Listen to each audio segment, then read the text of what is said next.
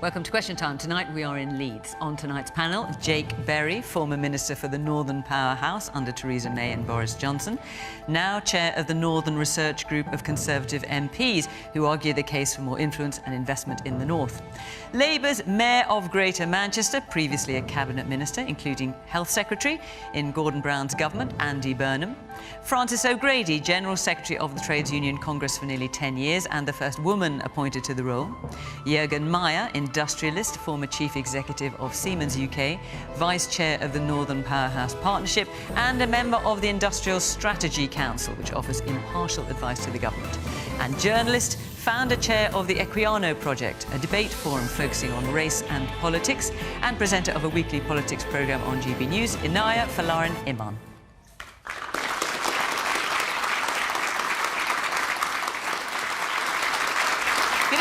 Welcome to my panel, welcome to our audience here in Leeds, and of course welcome to you at home.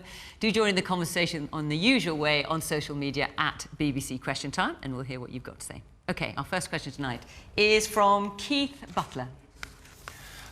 Is it now time for the grand old Duke of York to march back down the hill and give his title back to Her Majesty the Queen?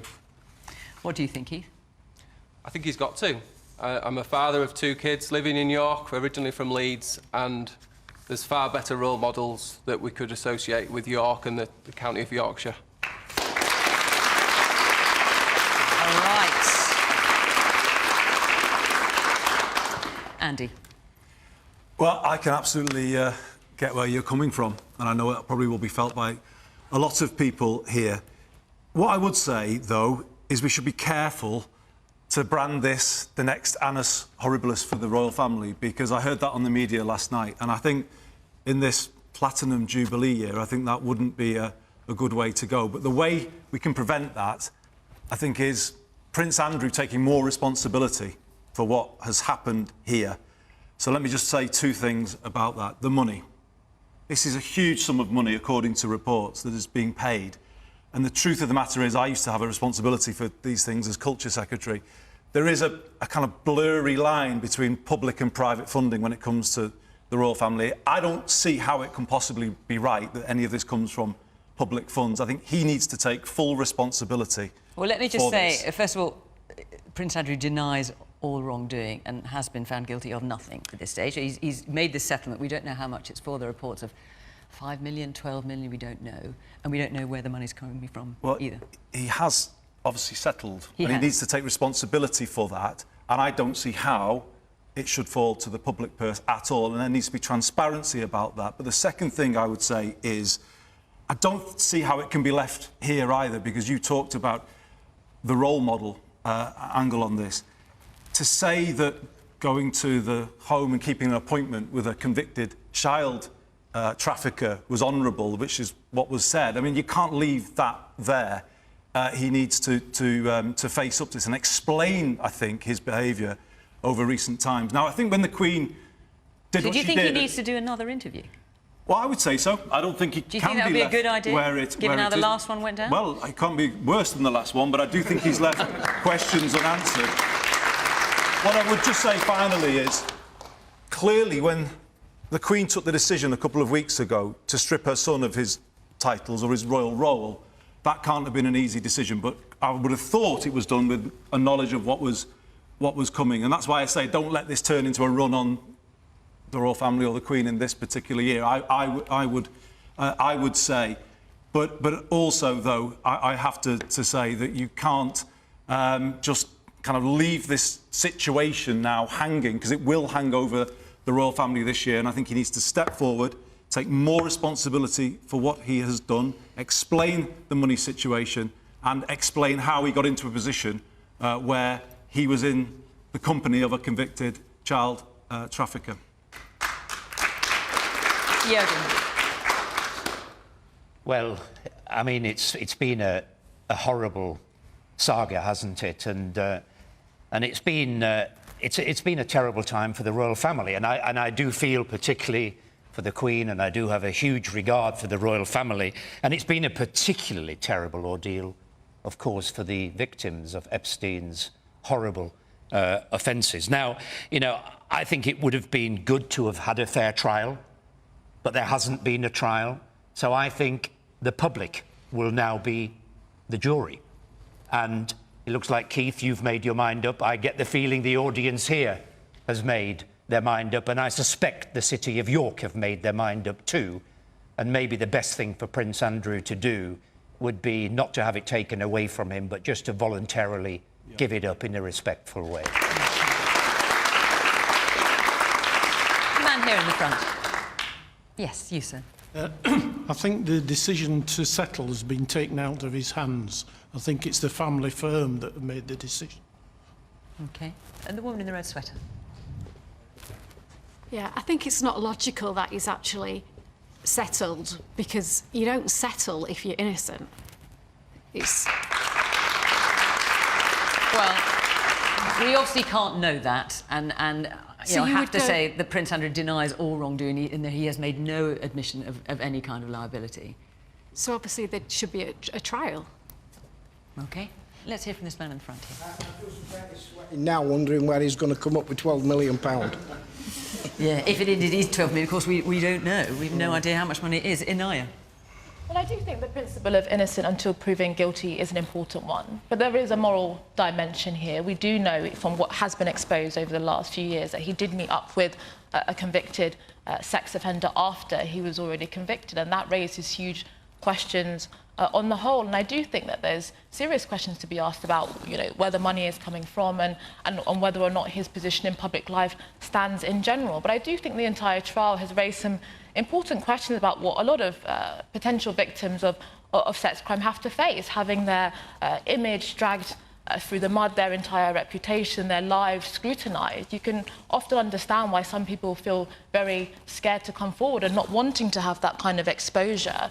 That often happens in terms of their entire image examined in much detail. So we don't know the entire circumstances of why the settlement was taken, but I do think that, you know, his position in the forefront of public life is still quite untenable, and I think you're right to say that actually it's now the decision of the public, really, if they find it very comfortable to be seeing his face representative of the UK. Mm. And Jake, what about this question of money? Because there have been some who said, look, if this money has come from the Queen, it's up to her how she disperses it or not. Others have said if it comes from a sovereign grant, which effectively comes from the public, it shouldn't be part of that. Is that something that concerns you? Well, I think in the course of public opinion that Juergen referred to, there is a desire for the royal family to clarify that no taxpayers' money whatsoever has been used as part of this settlement. And I think either the government will clarify that or the royal family could clarify it. I think that will enable us as a nation to start to move on. And I would So do you think, because obviously at the moment they're not saying where the money's come from, well, do you think they should? I think they should, yes, absolutely. And I'd hold...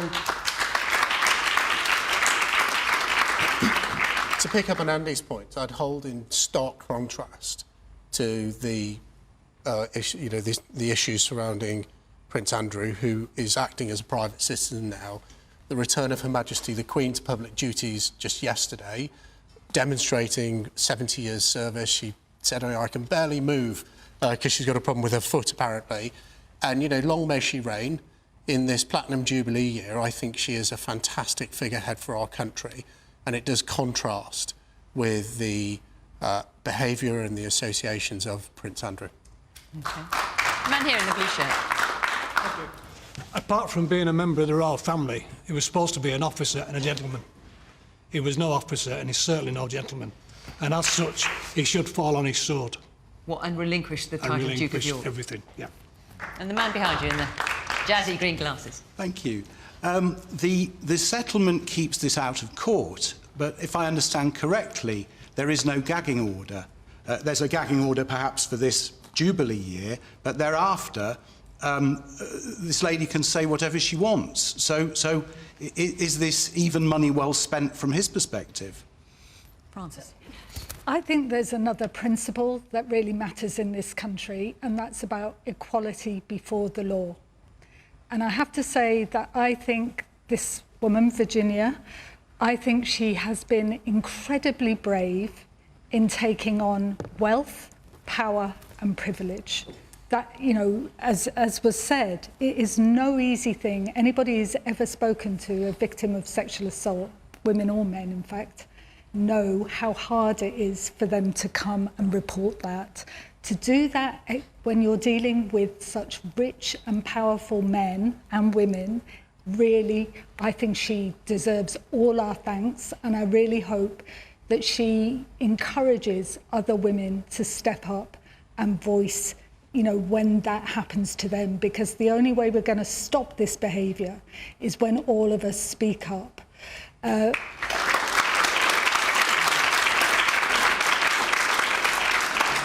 in terms of Prince Andrew, and I think it is a matter for the people of York, and I'm sure they will make their judgment clear, but he said he's now going to be a champion for victims of sexual assault. Well, I think one practical way of showing that, there is nothing to stop him now of going to the FBI, being interviewed and telling every detail of everything he knows of what did go on. And I think he should do that. That would be the right thing. And when it comes to the money, I have to say, from my perspective, not a single penny of public money should be used to bail him out. From the audience before I move on. Yes, the man at the back in the grey sweater. Yeah, so I agree exactly with what was being said just before there. We've used words like morals, accountability. I work in education, within safeguarding particularly as well. If something on this magnitude, this kind of scale was to take place, we'd be expected to step down, the police would be involved, there'd be referrals that would follow you for the rest of your life. I'd like to know when we're going to live in a society where actually you can't just throw money at a problem and it'll just go away, because that's all we're seeing time and time again at this present time. The woman in the red top there in the middle with the glasses. Sort of on the fence whether he was guilty, not guilty. But for me, the fact that they've now settled out of court, it's sort of an admission of guilt. I mean, he hasn't admitted guilt, but that's how it seems to you. That's how it comes across, because if it goes to court, it might be found guilty. OK, I'm going to move on, but before I do, I just want to tell you where we're going to be next week. We will be in Harrow, where we'll be joined by the Hollywood director and writer Armando Iannucci, and also by Catherine Birbal-Singh, the head teacher and chair of the government's Social Mobility Commission. So if you want to book your seats for that, let us know. The following week we will be in Norwich, and we'd love to have you if you live either near Harrow or Norwich. Go to the Question Time website, you can follow the instructions there and come and be part of our audience. We'd love to see you. OK, let's take another question from Tanya Stevenson. Will the government's overview of plans for levelling up really help the North and other areas catch up, or is it just rhetoric to help deflect from the government's general other issues? Well, I can't think what issues you're thinking of there, Tanya. Jake? Absolutely, I think it will. I think the right person to implement those plans is Michael Gove. He is a government machine and works across government. But what we've really got to get to the heart of is that you don't need a levelling up white paper to transform communities across the North. George Osborne didn't need a levelling up white paper to create Andy Burnham as the Mayor of Manchester. Theresa May didn't need a levelling up white paper when she created Tracy Brabham, the Mayor here in West Yorkshire. So what will deliver levelling up isn't legislation and discussions in Parliament, it's an ambition to change the economy of the North of England, to re-industrialise the North with good, high-quality jobs, particularly focusing on green technology. And also, it will be the people of the North who level up the North. It's the government's job to be a facilitator, to provide an infrastructure, to provide a legislative framework. But we have to look to ourselves to deliver that growing economy. And how committed do you think the government is, given that you were Minister for the Northern Powerhouse? You resigned later, and there is no such position anymore. Well, there is a Minister for the Northern Powerhouse. It's the Transport Secretary, Grant Shapps. But he's a Transport Secretary, He is. as opposed to it being a specific job. He's got other stuff to do, and I think it's a loss. I attended Cabinet. I would say this, wouldn't I? But I think it's not about me doing the job. I think it's a loss for the North of England not to have that independent voice of the Cabinet, getting up every single morning thinking, how can I deliver for the North? Going to bed thinking exactly the same thing, which is what I used to do. Andy? So let me agree firstly on Michael Gove, because I think he does bring sort of energy and intellect to what he does. And the white paper, if I just sort of look at it at face value and not try and score points, there was a lot in it I could welcome. So one thing was in there there is something that has been a clear demand from me and from Greater Manchester. London-style public transport outside of London for cities outside. To me, that means London-level fares, £1.55 a bus journey. What would that do to people here? So that's a good promise. I've taken the decision in Manchester to put buses back under public control so that we can create a London-style system. But we now need the support, the revenue support that London has had for years. So the rhetoric, as you say, in the white paper was OK, but what's the reality? I've been briefed today that because we have no COVID recovery funding for buses committed yet beyond the end of March, and the same is true here in West Yorkshire, 30 bus routes are at risk of being axed, and the frequency of others is going to be dropped. And I've seen Tracy Brabin, Mayor of West Yorkshire, raising the same concerns that already bus services are going to be axed here. That's the gap between the rhetoric and the reality. But at least the government's coming up with the rhetoric. You look at the record under Labour, for example, they came up with a tram proposal, they just scrapped it. Well, I see... It wasn't any better then. I've supported levelling up as a concept. Labour expanded the tram in Manchester, but I wish we'd done more for the North. We should have done more for the North when we were in government. But there's another one, you know, a new railway line via Manchester, Leeds to Manchester. That was the promise. The Prime Minister made it in front of Stephenson's rocket 4 days into office. What have we got? Half a line that misses out Bradford completely. A proud young city like Bradford completely cut off the network. So these are the kind of problems that they've got now. They've raised expectations of people here. They came here for people's votes and they said, we're going to level you up with the South. We're going to close the North-South divide. The trouble is, the rhetoric is not matching, the reality is not matching the rhetoric, and the truth of the matter is the North-South divide has got wider during this pandemic. All right, lots of hands up. Let's hit you. The one here in the front, in the maroon sweater, yes. I think it's incumbent on the South, on London, to utilise hybrid working to help people in the North have access to jobs that they wouldn't have done from a geographic perspective. And I think that's really important in terms of levelling up. What, you want people to I think work from home more in the South? Well, have more access in the North to jobs that would have primarily been in the South through hybrid working, so enable more of people in the North to have access to those jobs. All right, the woman behind you. So I think Jake's absolutely right. It doesn't need a levelling up white paper. It needs a proper commitment, proper investment, and the government not to go back on their promises. Leeds has the worst transport system in the whole of the country, never mind the North. We've been waiting for a tram for 30 years. So actually it needs that real investment to make it happen. And are you encouraged by what the government's been saying in the white paper in particular? Not at all, because they'll just change their mind again, won't they? And take the promised money that isn't even new money and then probably take it away again. They do. All right, the man there in the blue zip up top, yeah. When you said levelling up, it's the Transport Secretary. It doesn't feel like a priority. It just feels like an afterthought, like something else that he has to do. The man here. Thank you. I was going to say Manchester has a fantastic public transport network, and I was going to make a point, but I think Andy Burnham made it far better than I could have done. I think he's absolutely right. We need to have action, not just rhetoric. OK. Well, Inaya, this is an area you know well. I mean, you stood for the Brexit Party here. You went to university here. What's your view?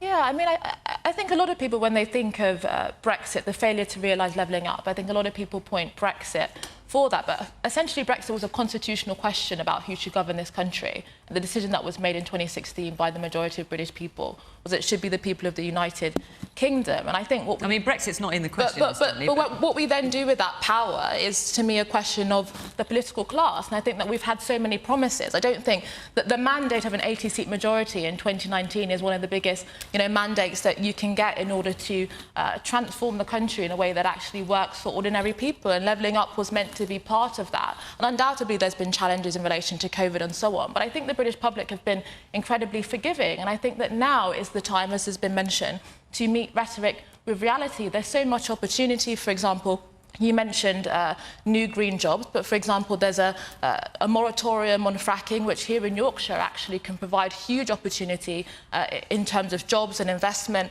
In terms of when you're talking about place and location, that's very important in Level Up, but there's not actually the funding to back it up. So I do think there's a lot of frustration, understandably, that a lot of the rhetoric is not being met with reality. But isn't that, Whitehall not understanding levelling up? Because you talk about Brexit. When people voted to take back control, it was as much about taking back control from Whitehall and returning powers to the north of England as it was from Brussels. And that's where I think what we've really got to push the government on is devolution across the entirety of the north of England, give us the power and the ability to drive our own reality and economy and opportunities. But Andy, the price for that is that we've got to take responsibility as well. And the biggest challenge to bus services in my area is the Manchester Clean Air Zone. Well, you might need to explain that for those of you who don't. I mean, this is typical, I'm afraid, of the modern Conservative Party. They impose.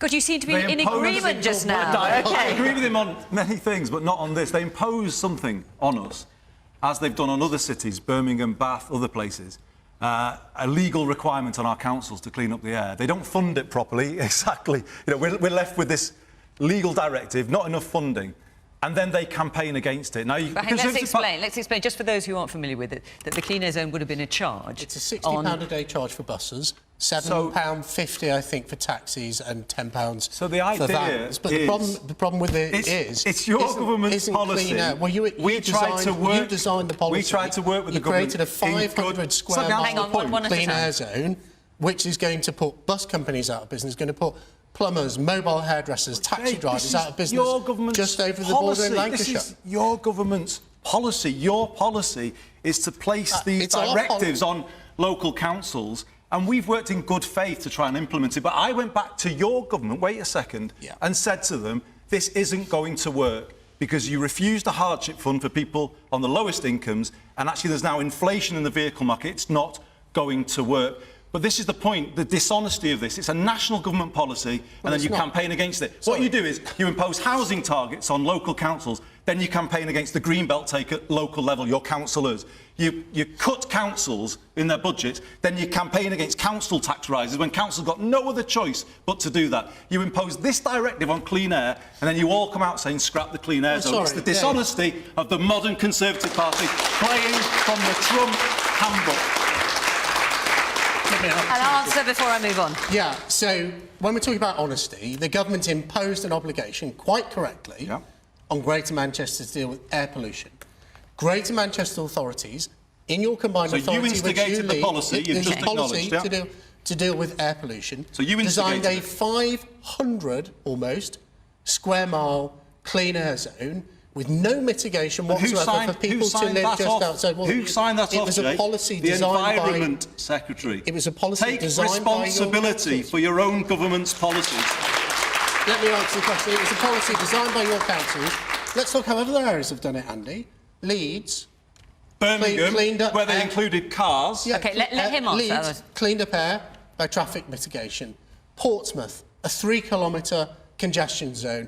Birmingham, where the leader of Portsmouth said it was imposed on Portsmouth and they wanted to do something Greater different. Manchester, 500 square miles, I tell only you what, affecting people who are driving to work. Let's hear from our audience. What do you make of all this? Mobile hairdressers, Come on. taxi drivers. Woman here in the blue jacket. It's not always about money. I looked at the Levelling Up paper. I've worked in regeneration for many, many years, and I didn't see an awful lot that was new. Yes, cuts are terrible. We all know that. But how is our money being spent? I have worked in areas where millions of pounds have been spent, places like Bradford, Andy, that you mentioned. Great city. A city I cut my teeth in, actually, in terms of work. But you go back to Bradford now, and it's probably worse than when I worked there many years ago. How are we spending the money that we have? And what about the quality of leadership of some of our cities? And what do you make of this? What do you make of this cities? Clean Air Zone argument that you're hearing? Bradford might have to have one. So that's a difficult question. I'm not sure I'm qualified to answer that one. Let me hear more from the audience here. The man at the back in the green sweater. Yeah, Andy, what you said earlier regarding the trains is completely right. I mean, if you look at the integrated rail plan that's been announced, £96 billion, I think it is, 42.5 billion of that is for HS2. It's not even coming here. So that's one point there. I know that I've watched plenty of these programmes, and Jake, you'll be brief with, well, the improvements we're going to make, they're going to come quicker. They're going to be announced quicker. The point you've missed is that we needed those improvements and we needed the high-speed line. We needed both. Yeah. When you're in a situation where living in Leeds, it's actually quicker for you to get a job in London and go there and back rather than to Manchester, I think you've got an issue. OK. And the man behind you. just building on the gentleman's point, have the plans to cancel HS2 to Leeds not dealt a body blow to the levelling up plans? Yeah. And especially if we compare our rail network in this country to our friends in Europe, we are woefully inadequate. Francis. I mean, I think you're absolutely right. We've got a real problem in this country of very deep regional inequality, and there's some practical stuff. I know it's not all about the money, but if you don't invest properly in your transport infrastructure, in particular for green reasons, we want to see rail thrive, not just up and down the country, but across the country. If you don't do that, you won't attract the investment from other sources, you won't attract the jobs, you won't attract the skills. So getting that investment in infrastructure is really, really important. But there's something else that I think is important, because I don't think levelling up is going to mean anything unless it's also about levelling up the quality of the jobs and apprenticeships that we have in this country. We've got too many low-paid, insecure jobs. And maybe we'll come on to this later, but with the cost of living, soaring, for many families are in real trouble. And I want to hear more from the government. And frankly, this affects every region in the country.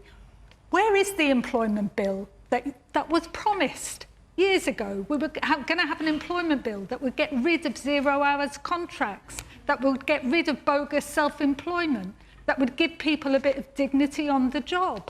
Where is it? Why hasn't it happened? We've got a Prime Minister busy filling out his questionnaire when we need some focus on what's happening to working people in this country and our right, I believe, to have a decent chance in life wherever we live.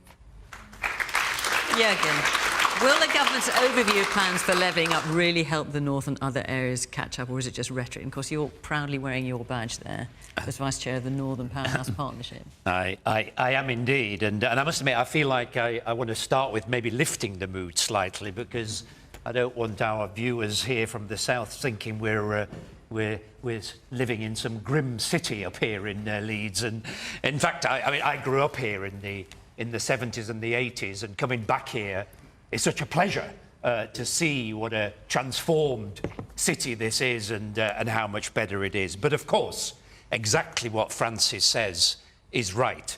Unfortunately, those opportunities are not open to everybody, and they're particularly not open to people who come from maybe less privileged backgrounds, maybe people who haven't had the privilege to go to a wonderful school like this grammar school we're sat in here today. So much more needs to be done. Now, I'm a champion of reindustrialisation, of creating the new green economies of the future and bringing some of our great northern cities back to that real modern industrialisation. And I'm actually working with Greater Manchester on doing some of that great work, and we need to do a lot more. But the issue is actually money.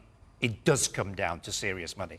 Now, I can give you a comparison. I've seen proper levelling up done when Germany reunited with East Germany. They had a policy of investing about 70 billion euros per year. 70 billion per year. And we are talking about a few hundred million maximum on spending on our great northern cities like Leeds here, Manchester, Newcastle, and all the rest of it. And okay, maybe we don't need 70 billion, but 200 or a few million is not enough. So we need much more ambition behind the levelling up white paper missions. That's what we need.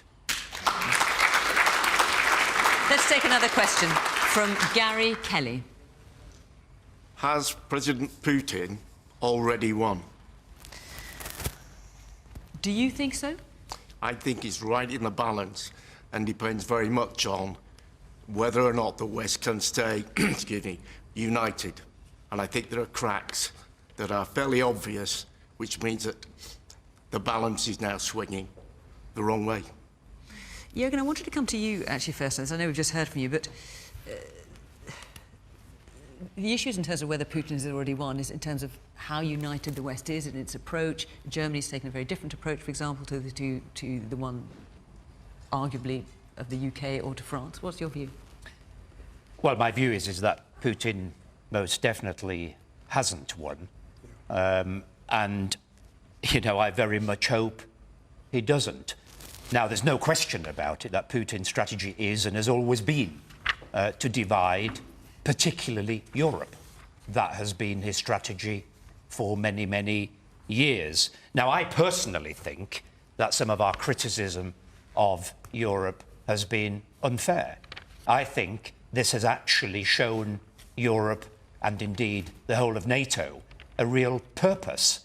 And whilst I think Putin has come out to test NATO and its partners, I actually think that he might have been a little bit surprised by the strength at which the fight back has been. And of course, it's great to see Britain very much involved in that.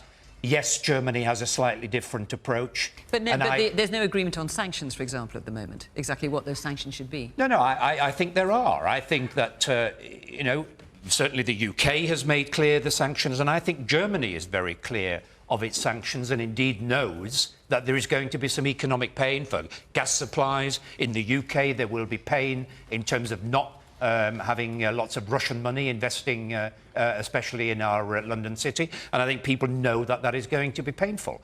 But to say that there is some fragmentation going on here, I don't think is true. I think nations are pulling together, are doing their damnedest, and are absolutely determined to make sure that war doesn't happen, which would be an absolute tragedy, obviously, for the people on the ground in Ukraine, but also for all of us in Europe.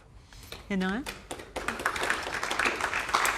I think I'd probably slightly disagree. I think undoubtedly Russia is far from a liberal democratic society, and they have much form when it comes to Ukraine, for example, annexing Crimea not too long ago. So I think that we should be very cautious when it comes to dealing with the Russian regime. But I would say that I would also be somewhat sceptical of many of the statements coming out from Western leaders. We've had in the last few days talk that, you know, an invasion is imminent. We were even told that there was a date yesterday, and that's not necessarily been the case. So I do worry about the talk. Well, it definitely hasn't been the case, because they haven't invaded yet. Well, so exactly. that was going to be yesterday. So I think I worry about the kind of talking up of the possibility of war and an imminent threat in a way that actually could be hugely escalating tension in a time where I do think there is a lot of weakness and contradictions within Western society. You have Germany, for example, potentially dependent on energy from Russia through Nord Stream 2.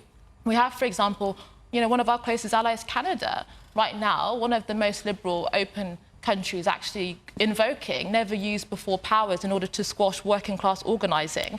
And we have America in retreat, for example, what we saw with the disastrous exit from Afghanistan. So I do think that whether or not we have the moral authority to have a kind of coherent position on the world stage remains to be seen. So I would rather see a much more de-escalation of rhetoric, a de-escalation of tensions, and not the kinds of upping the rhetoric that we've seen over the last few weeks. Man here in front. Is it not the West who've instigated this escalation by inviting Ukraine into NATO? They haven't formally invited Ukraine into NATO. They seem to be approaching that, and I mean, you look at NATO's sorry, the Ukraine is in its constitution says it wants to join NATO, and that's a long process, and it may well be many years hence. But still, I think that the fact that that's coming along, I mean, what else is Russia supposed to do when you know, an anti-Russian organisation are inviting or have Ukraine joining the organisation? Jake? Yeah, I mean, I think the premise of your comment is wrong. NATO is not an anti-Russian organisation. It is a collective defence organisation. And to answer the first question very directly, I actually think President Putin has lost. And he's lost, in my view, for two reasons. When he annexed Crimea, an illegal act by Russian forces and Russian-backed forces, he awakened in the people of Ukraine a real national identity. And I think we saw that yesterday in their National Day, where you saw the nation coming together and saying that we want to resist with all means possible any invasion from Russia. That national identity for Ukrainians wasn't as strong because it is a complicated country with Russian-speaking parts and other parts which regard themselves as Ukrainian only, wasn't as strong before 2014. So I think that was a strategic error in terms of President Putin's wider ambitions. And secondly, I think he's lost because he has reinvigorated and rejuvenated NATO, which it needed as a defensive alliance. He's brought Britain, I think, to the forefront of the international effort to persuade Putin to embrace non-military means to open the door to international diplomacy.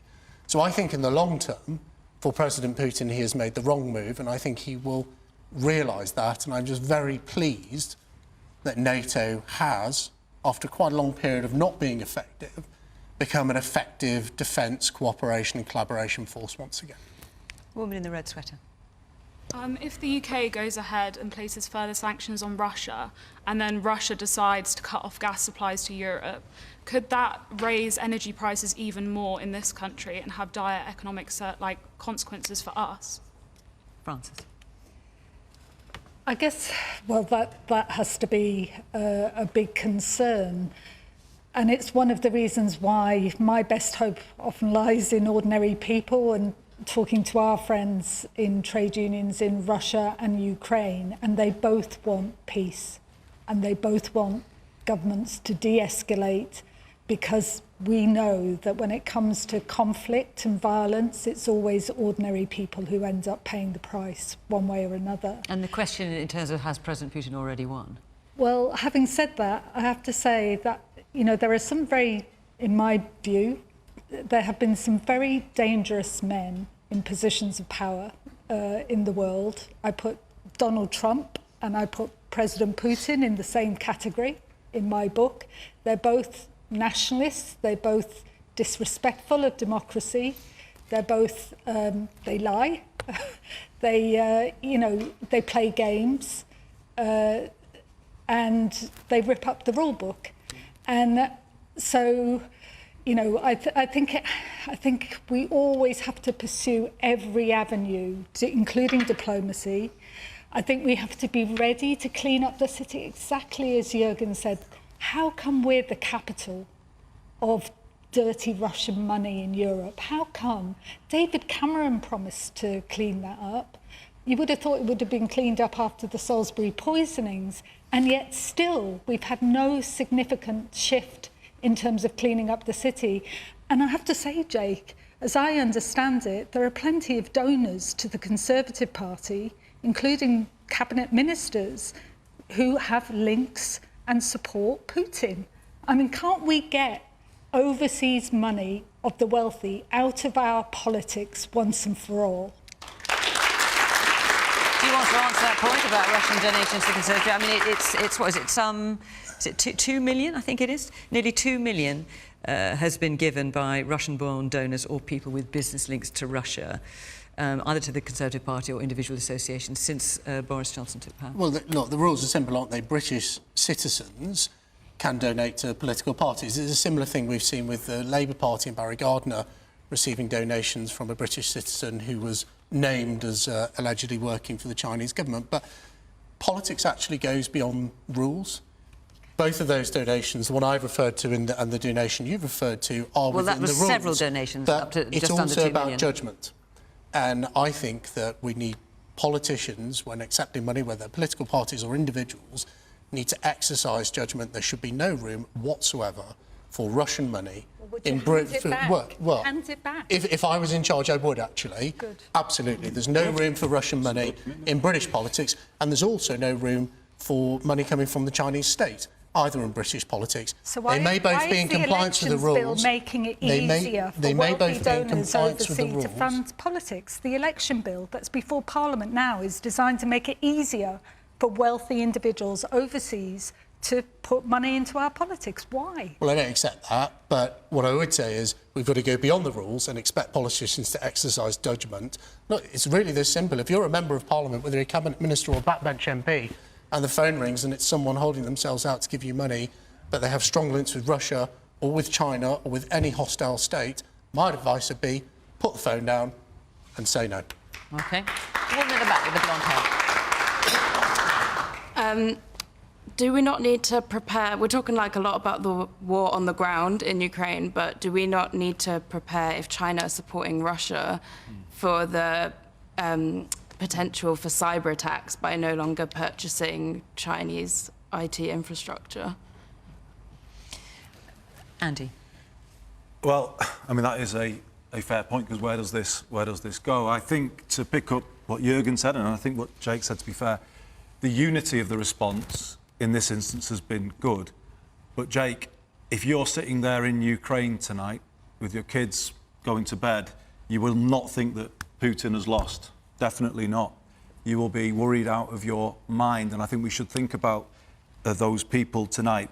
The way I look at it is, I think you've got to deal with the current situation, but also understand how we got to this. Because in my judgment, the political class here and around the world, the Western world, is complicit in the situation that we're seeing in front of us now, for the reasons that I think Francis was touching on. There's too many people have been too close. Policy's been too inconsistent on Russia, and at times it's been too weak. I was sitting on this panel 6 or 7 years ago, just after the annexation of Crimea, and I said, and I got some controversy, but I said it, we should be boycotting the 2018 World Cup in Russia.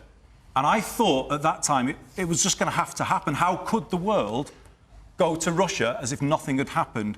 But it did. It did. And it's barely believable that that happened, but it did happen. And if you come closer to home, there are donations. And we had a peer this week saying, Lord Falk, saying that he put forward a register for this money, and it was quietly shelved by Whitehall. So you do ask the question, why?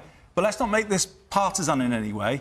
I think on the left, there's been too much appeasement at times of Russia, and too much apology for them. I was Shadow Home Secretary in the House of Commons responding to the inquiry on Litvinenko, and I had a pretty strong statement that some senior figures at that time, working on our side, tried to water down. But say who? No, I'm not going to, because it wouldn't be right now. But I can just say to you that did happen. And it did get watered down? No, it didn't. It did not. But that is, I think, the issue here. There's too many people on both sides of politics that have been too close to people in the regime. We've got to deal with the situation in front of us, but coming out of it, exactly as you were saying in your question, there needs to be a long-term, clear strategy about how, as an international community, we deal with Russia. It needs to be consistent, it needs to be tough where it needs to be, and it has to be multilateral, where all countries buy into it, and we deal with these issues like energy reliance as well. All right. We're going to take another question from Richard Lee. Where are you? There you are. Why hasn't anybody from the post office been made accountable for the jailing of innocent people wrongly accused of theft?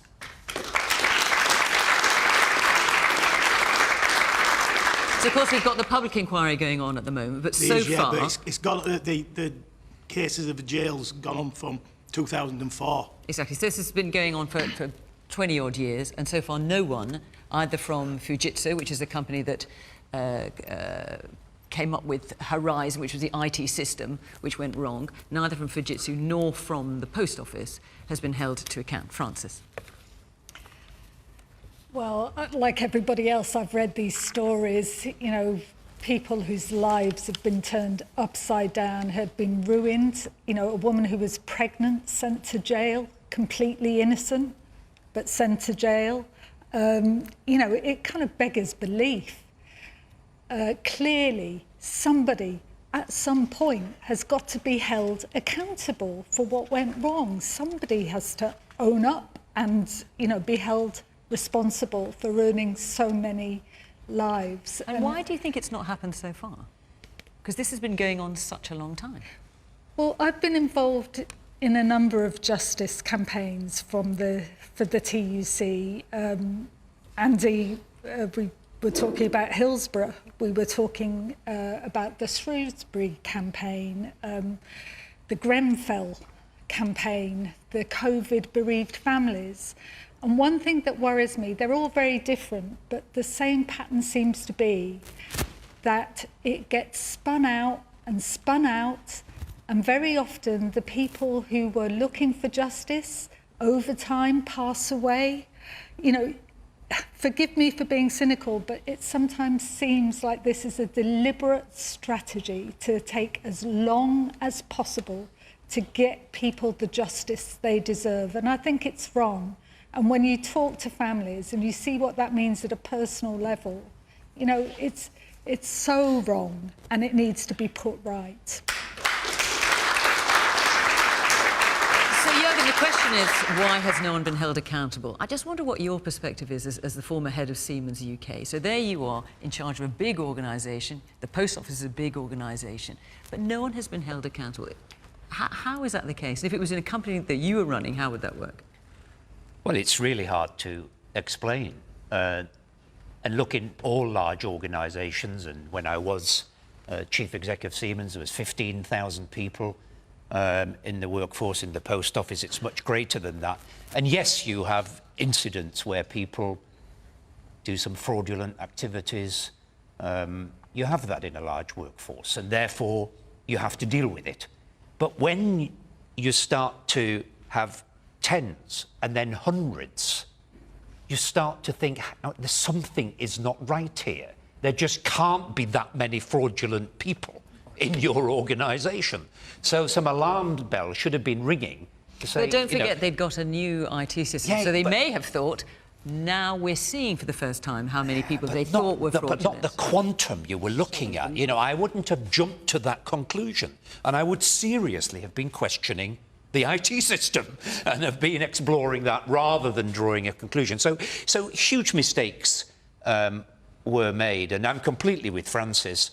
You know, I think there needs to be, you know, proper openness, transparency should have happened way before, independent investigation. As a matter of fact, you know, and I'll say this as a private business person, and we had our scandals at Siemens, and there are times where you just say, look, we're going to hold our hands up, we're going to let external bodies come in and do an investigation, and in the end, we're going to have to put right what has gone wrong. And unfortunately, that is going to cost some money, it's going to cost some compensation. But I think at this point, especially having dragged on so long, that's the position you need to take as a responsible employer. And do you think it's likely that anyone will be held to account? I hope so. You know, I think in the end, and I think, you know, the pressure is rising again. And when you read the horror stories that you were just talking about in the paper, you know, I think the pressure should be kept up to make sure that there is a full, transparent and independent inquiry that gets to the truth so that people get answers. Okay. The man here in the front. If they don't find out who's responsible, is it going to be another, it's your fault, resign, here's a massive pension, enjoy yourself? Well, we may find out, we may not. The person here with the man with the green glasses. I think the real worry for all of us is that people have been convicted here on evidence that was obviously flawed, and the size and power that the Post Office possessed as an organisation of its stature clearly overruled what should have been staring everybody in the face. It should be a very, very important lesson for all of us. The woman there in the orange and black top. As a small business person myself, I know how difficult it can be to work with larger organisations. I really, really feel for the people and the families that have found themselves in this situation. It's gone on for far too many years. There have been serious circumstances, suicides as a result of it, families completely ruined. I was reading about families who were trying to make up the shortfalls because they thought maybe it is their fault somehow. And when the numbers started getting ridiculously high, they just couldn't do it anymore. Somebody has to be held to account. Somebody has to pay in the way that those people had to pay in prison.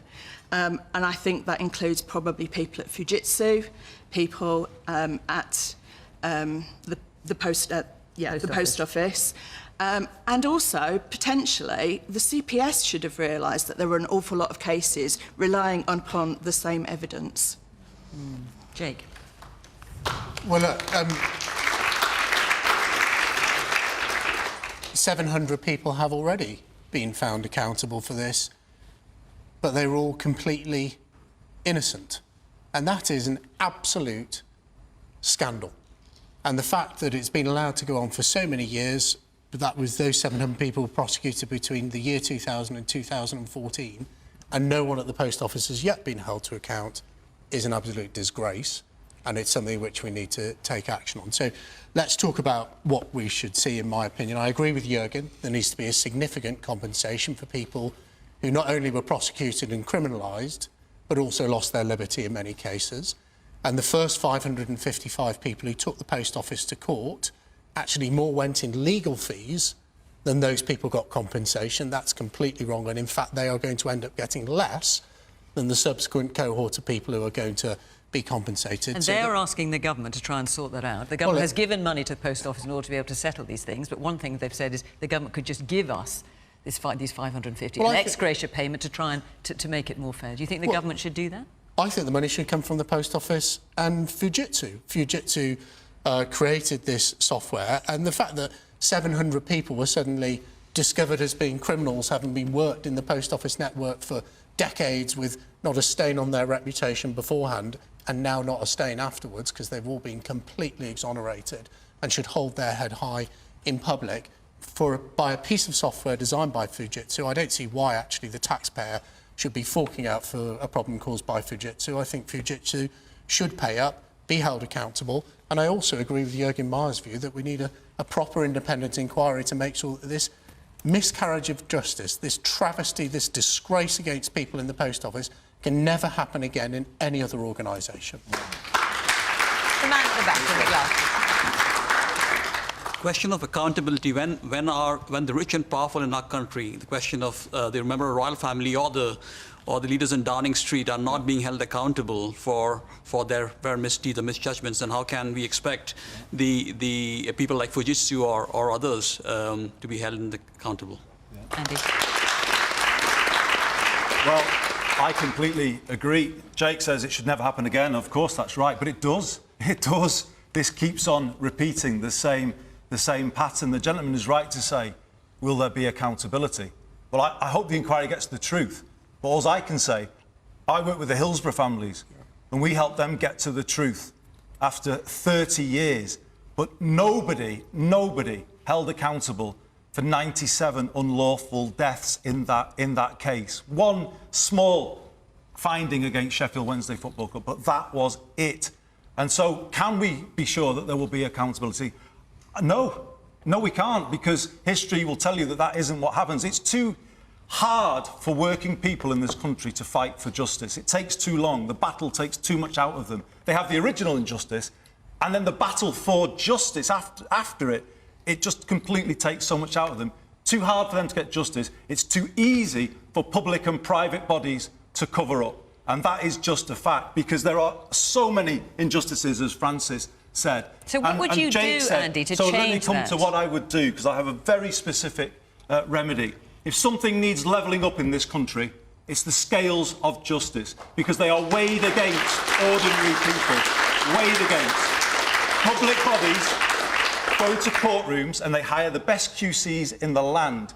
Bereaved families are often denied any legal support at all. What chance do they have when they're raw with grief going into those courtrooms? A Hillsborough law, Jake, which you have committed to as a government too, which would have a number of proposals that would rebalance the system. One, a duty of candour on public officials to tell the truth at the first opportunity. And if they did that and didn't cover up, they would spare people fighting for justice so much pain, so much grief, so much time spent in the wilderness lost. I just feel for these people who've been left in this situation. It is another stain on this country. But actually, what do? We come together and we say, a Hillsborough law now. Rebalance the scales of justice in favour of ordinary working people and ordinary families. Inaya. I think the point that was made by the gentleman about whether or not when we see people in positions of power, particularly in government, not taking responsibility, it often trickles down. I think obviously this issue is a different one, but it does seem to be a pattern across institutions, across large public bodies and private bodies, of a refusal to take responsibility. You mentioned Grenfell and Hillsborough, and these are huge scandals that lose confidence amongst the public in systems, and it's incredibly demoralising when these scandals happen and it goes on for so long and people do not feel like they can get any accountability and no one takes responsibility. And I do think when it comes to these situations, there needs to be some moral and political leadership in terms of setting an example and being completely transparent and honest to make sure that actually the public have trust within the system. Definitely. And there in the suit and tie. I work for the Ministry of Justice, and I agree with your point. Since the Lamy Review, nothing has happened. The balance of justice needs to be balanced. And then there's not, I believe, if the Hillsborough event happened somewhere else, in a more affluent area, there would have been justice straight away. Access to justice for common people, for the working background, and especially if you're from the northern areas and you come from a low social mobility area, access to justice is not there, and it's difficult to find. Definitely. Jake, do you just want to briefly answer the point that a couple of people have made here, including Inaya, about leadership from the top and showing an example?